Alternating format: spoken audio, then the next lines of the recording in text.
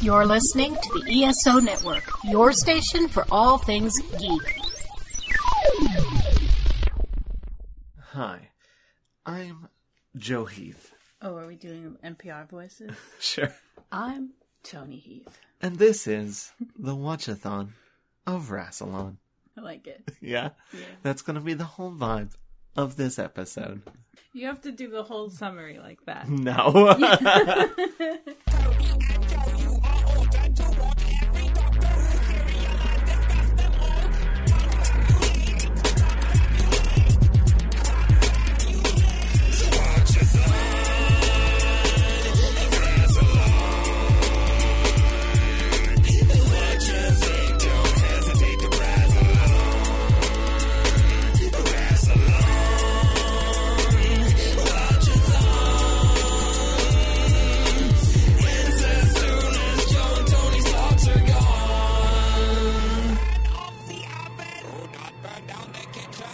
Today, we're going to be talking about the 7th episode of the first series of Doctor Who, The Long Game, which aired May 7th, 2005. True facts! That's close to your birthday. Pretty close. Not your birth year. No. How old were you when this came out? And I don't know. I'd have to do the math. You were born May 1st, 1989. This came out May 7th, 2005. 90, 91, 92. Wow, you can't just jump to 99? 94. You were 16. I was 16. Do you remember watching this when you were 16 years old? No, I don't remember anything from when I was 16 years old. Wait, did you watch this when you were 16? Probably No. like 17. Yeah, you started when Tenet was going, yeah? Yeah. Okay. 17 or 18. Now we know. Now we know. You ready? Do we want to, chat? Do you want to banter? Are you trying to banter? Yeah, should we banter? I mean, I guess. I've been so drained by our neighbor. We've been putting this off all weekend. We finally sit down to record, and our neighbor decides to start mowing in 100+ degree heat. You sound tired for him. You're not mowing in 100-degree heat. Well, it's just I got all my energy and motivation ready to record this podcast, and then I had to sit here and wait for him to finish mowing in it. I'm now gone. Listen, it's all focus gone. up, because we're doing it now. All right? Okay. Get into this. Commit to this.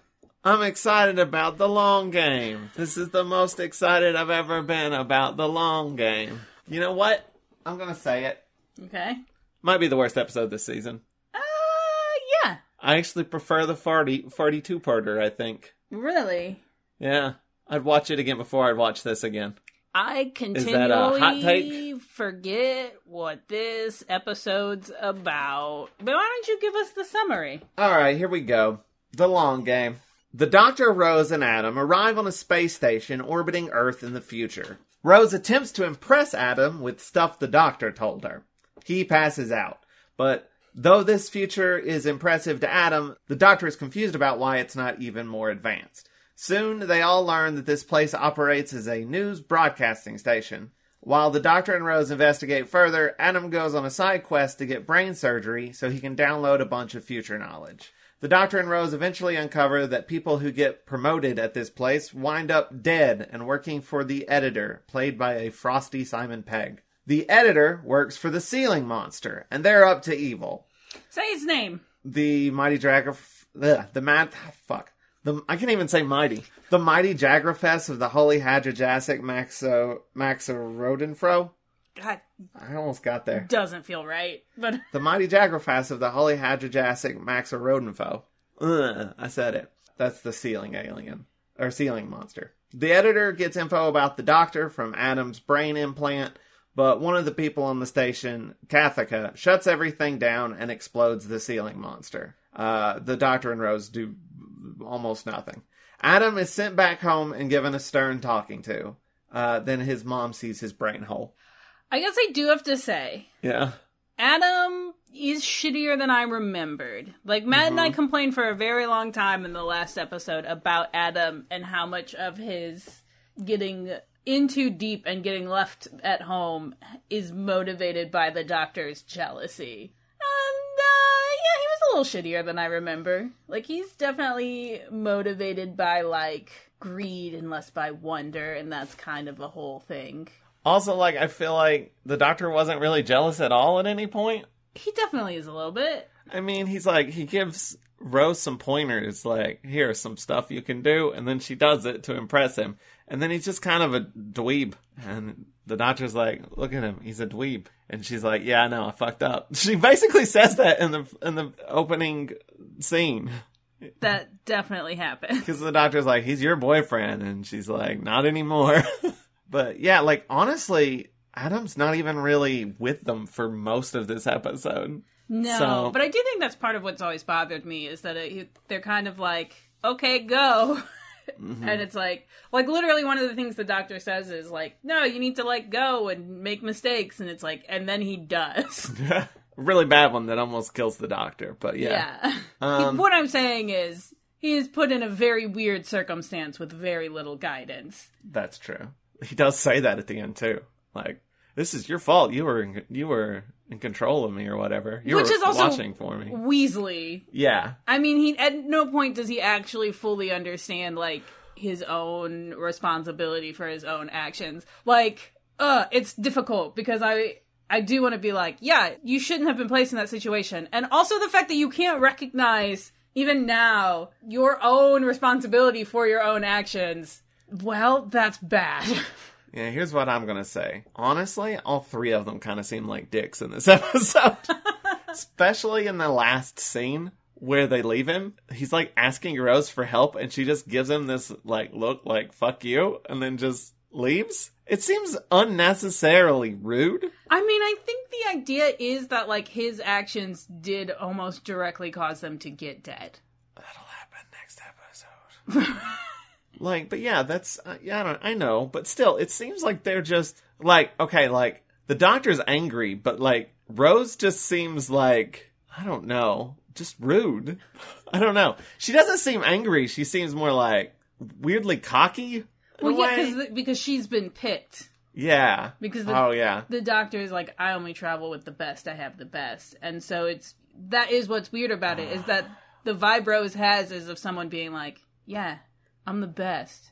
Peace out, you suck. Like, yeah, it's not great. So do you want to know some behind-the-scenes bullshit? Give it to me. So this episode originated in the 80s. Really? Yeah. RTD wrote this episode for the 7th Doctor. And Oh, okay. It was called The Companion Who Couldn't. And it was about, a bad companion, basically. I do like that idea. Yeah. I think it doesn't mesh well with the other plot line is the problem. They don't gel very well. They're too separated. But he wrote it and, oh God, who's the guy who show ran the 7th Doctor? The dude that's really cool. Andrew Cartmel was like, didn't like it and told him he should write something more his speed, like about a man and his mortgage. Wow! Jesus! And after seeing this episode, I mean, it was right. More your speed. So this episode was once converted to New Who, was going to feature the Doctor and Rose even less originally, and was going to be called Adam, and kind of parallel Rose and just show it from his point of view. Oh. And have the Doctor and Rose kind of seem like more intense, not focusing on them. They're just kind of the secondary characters, but they're mysterious and stuff, and Adam doesn't know what's going on and stuff like that. But it was also called The Companion Who Couldn't as well, before they just decided to call it The Long Game, which is the most boring of the 3 titles. Also, will never cease to confuse me, since I really want The Long Game to be the episode that takes place in the same place but later. Yeah. Which is called... I mean, that's like the finale, the 2-parter, right? I forget what it's called. I'm just saying, one of them takes place is about game shows, and it's not called The Long Game, and I will never remember. It's because they're playing the long game in this episode that's going to lead to... Yeah. Oh. That in itself is the long game. I mean, the long game is like the alien. Yeah. Like, has been engineering humanity this whole time through the news. Yeah, through the news. That's the long game. But I will never, ever, ever, ever remember. I feel like this episode spends a lot of its time explaining all of that shit, and I don't care about any of it. Like how the brain stuff works, which... Do they get the news and then disseminate it somehow? I don't understand. What is she doing in the chair? Kathika is taking all the news in and then, assembling it for broadcast? Okay, but later she uses it to, do stuff, to change things. I don't understand fully what's happening. I mean, I think it's like being jacked in. Okay. You know? It's like being jacked in. And then and then once you're jacked in, you can do things. Right. Adam tries to download information, but instead winds up putting his information into the thing. But it's a give and take, isn't it? Sure. It's like you can't use Google Docs without Google Docs reading all your docs. Hey, our notes are on Google Docs. Oh no, they're going to know. Now Google knows! Yeah. But this episode is kind of the proto Dr. Light episode because it was intentionally made to have them lessen it for scheduling reasons. And then they just full blown went on to do that for future seasons with Blink and whatever. I usually like a Dr. Light episode. Well, yeah, well, the thing is he beefed up the Doctor and Rose in this one because he was like, honestly, it's too early to not. Soon. But because of that, I feel like also they don't do anything, really. They are, just sort of in this one. They could just kind of roam around, they get caught, and then they get rescued. They don't solve the problem, they don't save the day. Neither one of them. I mean, I do like the occasional episode where the Doctor isn't the driving force of the episode. Yeah, though there is a thing that I was reading that was if the point of this episode is this is a companion who fails, who isn't a good companion. Mm-hmm. It kind of sucks that Rose doesn't do anything to show the opposite of that. Yeah, of this is why Rose is the good companion. I mean, that would make the whole, I already have the best. That would make it feel more than just well, I have a crush on this one. Right. Which is how it kind of reads now, especially since, isn't Father's Day next? Yes. Which is, Rose screwing up in a very big way. Although I will say the motivations are very different, right? Adam's motivation is very selfish. Mm-hmm. Whereas Rose's is very, it's selfish, but it's also much more emotionally driven than this will make me much monies. So Matt was talking about how he thought that part of Adam's motivation was someone was sick, which is not in the episode at all. No. But it was in an original draft. I think they might even film some stuff of his dad had arthritis, and he was trying to figure out how, we're trying to take information back about arthritis to help his dad. And they cut all that. But that was in a draft? Yeah. That's very interesting because, so was it supposed to be more gray? Morally gray, you mean? Yeah. Yeah. As opposed to I think there's something to this idea of wanting to see the world and the difference between wanting to see the world and experiencing it versus wanting to see the world and take from it. Exploiting it and how that is a thing to think about in a companion, right? Mm-hmm. That was kind of Adam's thing when he was introduced.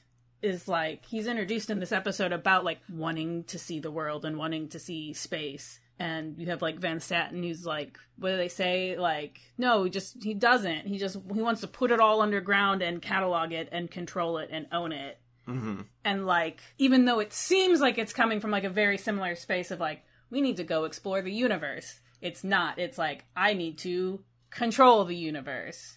And so there's a question of where Adam falls on that. So it is very interesting to me that there was a draft where it was oh, well, maybe he has a decent motivation, actually. Yeah. That makes me wonder what the intention was. I don't know, you'd have to ask Russell the Davies. I guess so. I will say there are 3 people in this episode that I recognized, and I'm going to go from least memorable to most memorable. Okay. Which is also the order of how I enjoyed their performances. Okay. First off, we've got Kathika, who's the character who first shows off the brain hole thing, which I don't know if we explained that. She snaps her fingers, her brain opens up and stuff. Her brain is a computer. Everybody, and that's what the Doctor says is one of the things that's backwards. That technology is backwards. And that you shouldn't be using your brain at all. You shouldn't be using your brain as a computer and to, like, store and process data. It's bad. I don't know why. I don't know. It's bad. It's weird. We watched a whole short series kind of about that. Those World of Tomorrow by Don Hertzfeld. Oh, yeah. Those are really good. Small plug for World of Tomorrow. World of Tomorrow. Anyway, Kathika, she's like very ambitious. She wants to be promoted. Someone else gets promoted above her, and she's mad about it, but then she's the one who saves the day when she finds out the truth. She is played by, I don't remember her name, but I know she plays the dog trainer in Pushing Daisies. Oh, yeah! The one that Emerson Codd has a relationship with. She, like, trains him. So that, and like, she's fine. I'm not saying, like, I know I said order I like their performances. She's fine. Okay. But it's like, it's whatever. It's very generic. I don't think there's anything too interesting going on. I mean, there's not a lot of meat in that role in the first place. No. Yeah. The next person that I recognize, and again, I don't know her name, but the woman who... Wow. I couldn't have taken 5 seconds to do a Google search. You know, I should probably know her name. But the woman who operates on Adam to put the chip thing in his head, she's from Black Books. It's very interesting that she is essentially a saleswoman also. Yeah. That whole scene where she's just, like, seductively trying to get him to upgrade because he has unlimited credit. To spend the most money. Yeah. It's, like, weirdly sexual. That was like frozen orange juice, by the way. The thing he threw up, the little ice cube. Really? Yeah. It was like orange juice, and I forget there's something else in it, but yeah. But yeah, she's more interesting because she gets... You know, he does get that for the rest of his life. He's never gonna throw up again, and that's probably worth having a hole in your head. I mean, throwing up is literally the worst. That's true, but sometimes you feel better afterwards. But I mean, he still can do it. It just won't be, so messy. But you gotta spit up a huge ice cube. I think that would be better, though. Yeah, maybe. But yeah, she's one step above Kathika because she's doing interesting things. I don't know what. Yeah, with her performance. But definitely making choices, yeah. Yeah. And the most recognizable and the best performance in the episode, by far, maybe the episode's soul-saving grace, sure. Simon Pegg, who plays the editor, who is just having a ball. He's chewing up scenery. It's delightful. But I think part of the problem is he's mostly kept to himself. He's in a room with dead people that don't react to anything. Yeah. Most of his shots are in close-ups. Eventually the doctor shows up, like, in the third act, and he gets to interact with the doctor, and that's good. But there's so much of it where he's just talking to himself. Yeah. Even when he's talking to the ceiling monster. The ceiling monster. Speaking of the ceiling monster and Simon Pegg, he had the hardest time saying the mighty Jaggerfest of the Holy Hadrajassic Maxo Rodenfoe. Yeah, that's something that you get in a script, Joseph, that you then just look at the writer and you're like, okay, so you hate me. Yeah. So you just fucking hate me then. I mean, it's the mighty Jaggerfest of the Holy Hadrajassic Maxo Rodenfoe. Oh, fuck, I almost got all the way through it. It's literally mean. The mighty Jaggerfest of the Holy Hadrajassic Maxo Rodenfoe. It's easy. Uh-huh. Okay, I should explain. I did a web series called The Projectionist Project, and there was a device in it that had to be said in its entirety every single time. And the name of the device was the Review-O-Matronic Fusionator 3000 TM-RN Circle. Not RNA Circle, RN Circle. There's no A. So many people try to put an A in there. But it's the Review-O-Matronic Fusionator 3000 TM-RN Circle. I had to say that so many fucking times. And I wasn't the one who had a hard time with it. It was my dad. My dad was the one who would consistently say, in a circle. And I'd be like, nope, there's no A. Do it again. And he would, like, say it so forcefully. Broke him a little. Yeah. Well, if you watch the Doctor Who Confidential, like, Simon Pegg says this so many times and is cursing the whole time. Like, I'm sorry.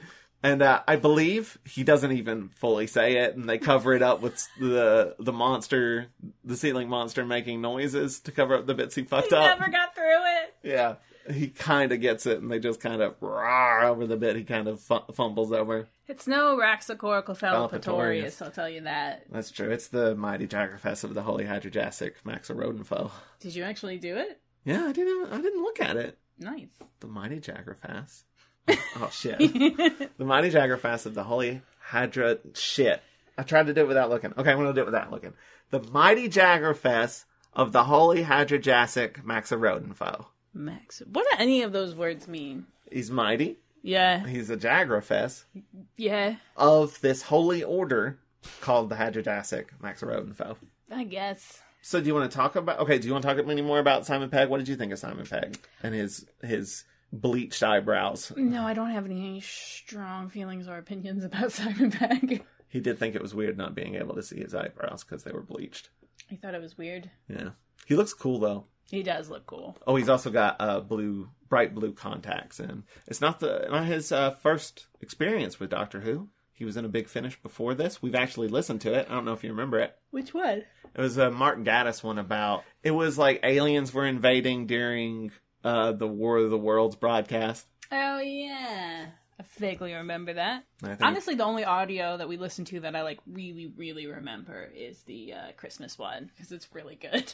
Chimes at midnight? Yes. Chimes of midnight? One Chimes of the two. At midnight. It's one of those. Yep. Do you have anything to say about the Mighty Jaggerfest of the Holy Hydrajasic Maxarodenfoe? What do you think he holds up? Because I don't. You don't? He feels so separated from everyone. Yeah. At no point does it actually feel like it's in the space it's supposed to be in. Yeah. That's definitely true. It's also as a design, it's fine. Yeah. There's nothing very memorable about it, which is kind of a bummer. A lot of people say this feels like what is it called? The End of the World? Which is they go to a space station. There's a big fleshy creature that explodes. It does feel like it, but less interesting. Also, the idea that if you get too hot, you explode. I think you just die from heat exhaustion. But that doesn't... Yeah. That's not visually very interesting. So, in 3 of RTD's episodes this season, Cassandra exploded. Yeah. The Hydrajasic Maxarodenfoe exploded. Yeah. The Slitheen gets vinegar thrown on it. Explodes. I do think, that's part of what you're watching Doctor Who for, right? To watch monsters explode? Yeah. I come to it for a philosophical, metaphorical experience. Okay. I come to it for the deep shit. None of this lowbrow, crass, farting grossness for children. It's literally for children. You've got that right. No, it's fine. No, it's fine. So I only have one more note on my notes. Chair is squeaky. One more fact. It's going to blow your mind. Get it?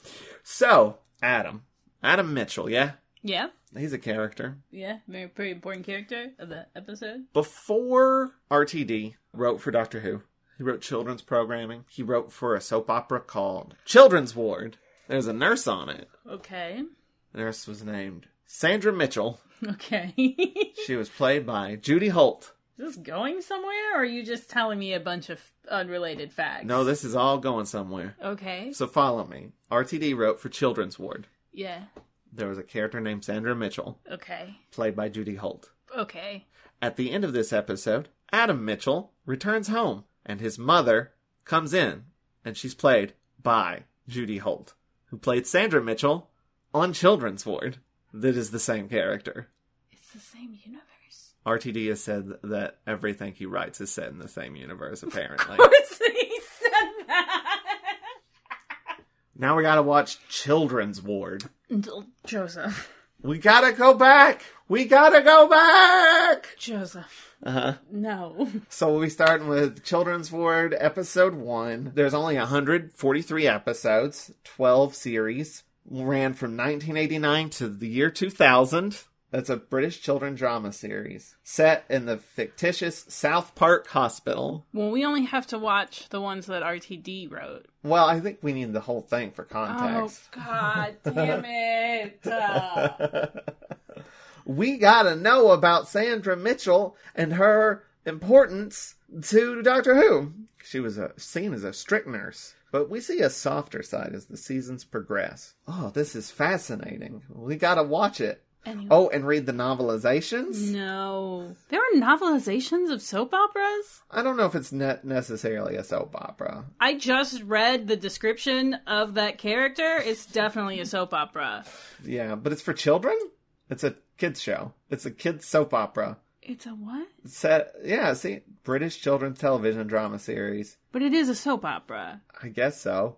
It was set in South Park Hospital, known as Sparky's. Okay, so this is a Degrassi. Yeah, it's aimed at older children and teenagers. Starting life in 1988 as a contribution to the Drama-Rama anthology strand. So, okay, we gotta watch that episode first. RTD wrote on it from 92 to 95. It's all connected.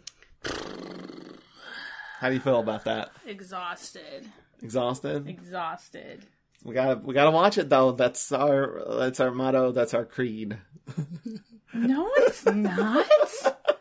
It's to watch and consume everything connected to Doctor Who. For the main thing, we only do visual medium stuff. I never agreed to this.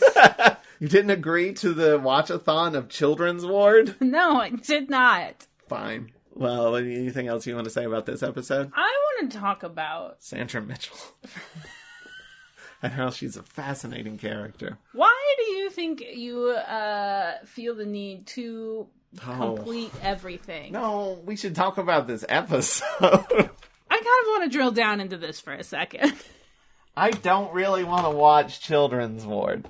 I might watch the episodes RTD. You're going to. I can already tell that you're going to. I mean, I don't have time. But if you did, you would. Yeah. If I could freeze the world and catch up on all media, I would. Why do you think that is? I am a completionist. Yeah, but why? I don't know. My brain's broken.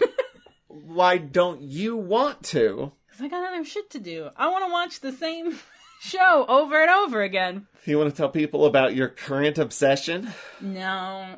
We got to get back on track. We gotta, We watched Good Omens Season 2, and Toni has been doing nothing but scrolling the tags, reading the fanfic. You're literally, right now, in one ear you're wearing a snake earring to represent Crowley. Yeah. And the Virgin Mary hanging from the other one. It was the most angelic earring that I had. I was gonna go with a macaroon. A macaroon. Because he likes snacks. Yeah. But it's also like Aziraphale. Pastel pink. Yeah. So that felt right. Yeah. But I switched to Mary. And then a person behind us in line in the dollar store said that he liked my earrings and called me a venomous woman. And you've never felt happier. And it's not a bad day. All right, is there anything else you want to talk about the long game? Like, you don't have to do full thoughts. No. Okay. Because that'd be final thoughts. But is there, like, anything you want to dive in, like, discuss? No. I can't, not without getting into my final thoughts. Okay, well, here's what I'll ask. We talked a lot about things we didn't like. Yeah. Was there anything, we talked about Simon Pegg being good. Was there anything else you liked?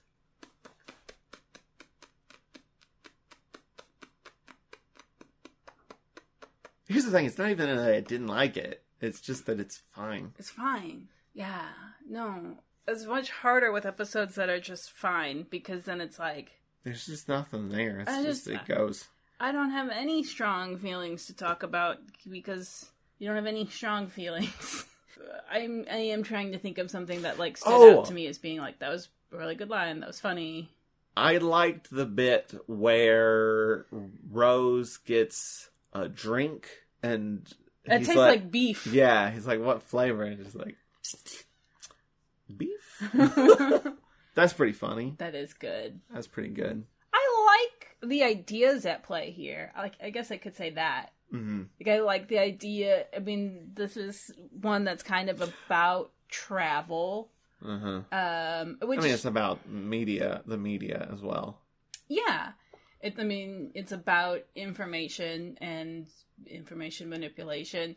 So this should feel like a very relevant episode, but it doesn't. I think it's got a lot of good ideas that it doesn't engage with enough.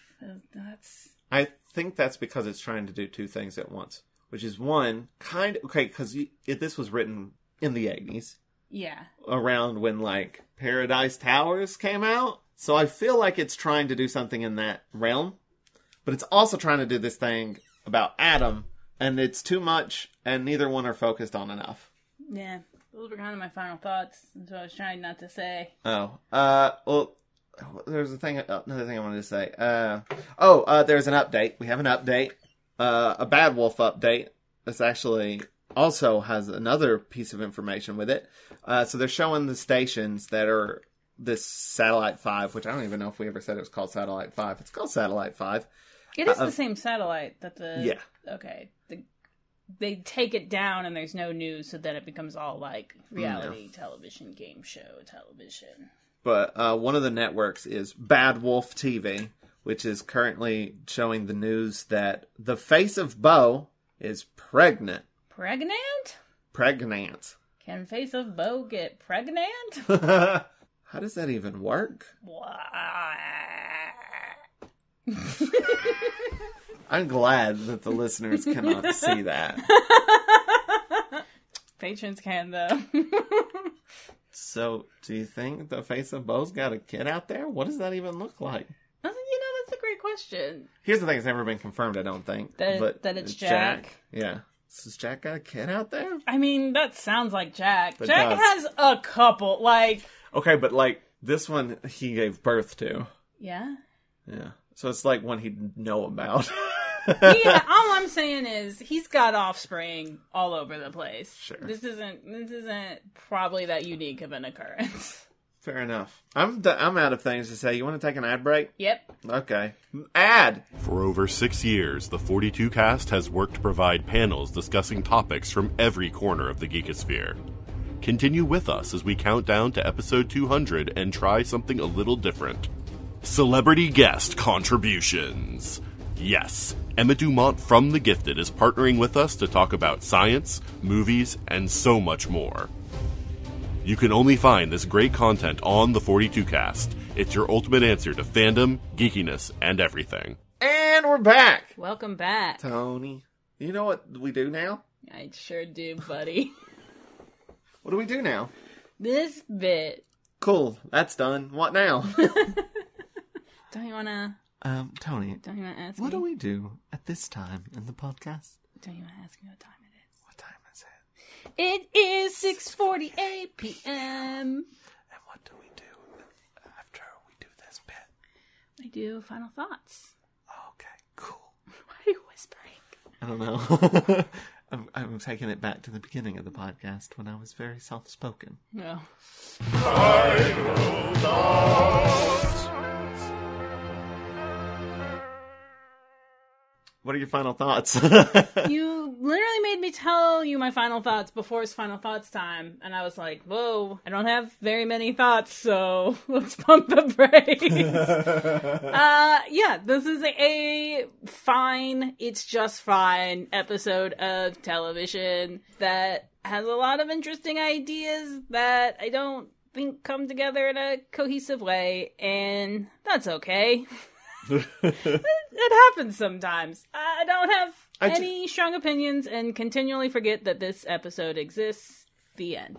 You said you don't have strong opinions. Yeah. But you did have strong opinions that you now have less strong opinions about. It's true. I have very strong opinions about Adam, and then like watching it a second time, I was like, well, he does kind of fuck up. So...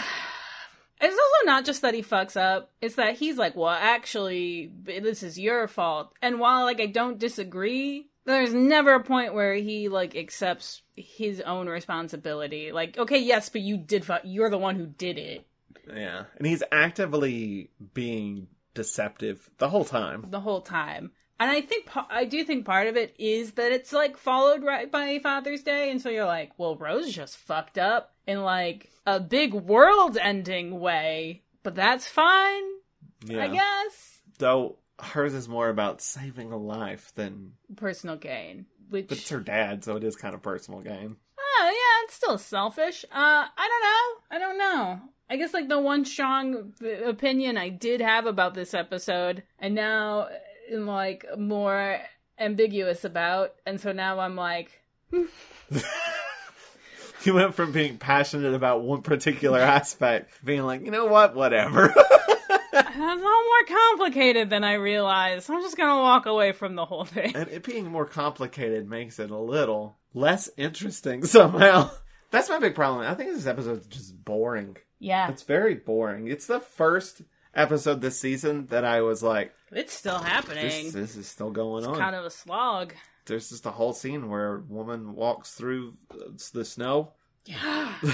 That scene goes on forever. Yeah. And you're like, yeah, no, we get it. I understand what's happening. You're getting sleepy just talking about it. Let's wrap this shit up. Yeah, I gotta do my final thoughts. But yeah, I don't think this is particularly good or interesting. I don't think it's terrible. It's not a pain to watch. It's just kind of there. The only thing that I will say is legitimately great is Simon Pegg. Simon Pegg is great. He's funny. He's menacing. I wish he had a better script. Yeah. If he could play this character and had stuff to actually do, that'd be fun. Bring him back. And our neighbor's mowing, so I'm going to wrap this up. What is left to mow? We waited to start until after. What are they doing? He's literally mowing the same part that he was mowing before. Why? I don't know. Our neighbor is mowing, and I apologize if you hear it. We're here at the end anyway, so before we go, is there anything we need to plug? Nope. Yeah, I don't have jack shit. I don't have a single thing going on. Just love me in a purely platonic parasocial way. Sure. I'm stealing your bit. But if you like this episode of the podcast... Oh, I'm on Mastodon. You're on Mastodon? Follow me on Mastodon. Where? Forward Power, FWD, PWR. And I'm Minty Pineapple. Everywhere you can get me. You have a Mastodon? No, not yet. I'm tired of talking about social media.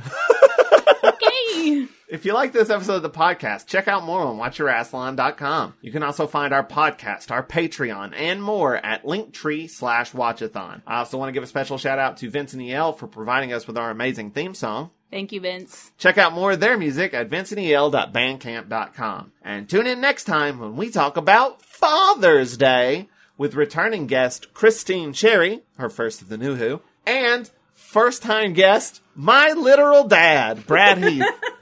He's going to be on Father's Day with us. It seemed appropriate. Yeah. I hope he doesn't die on the podcast. That'd be weird. What the fuck? That's what the episode's about. And we don't want art to or life to imitate art, rather. Why would you even say that? I don't know. I'm upping the stakes for the episode, so people will have to tune in. Tune in to hear the fate of my father. If you don't tune in... We're gonna kill Joe's dad.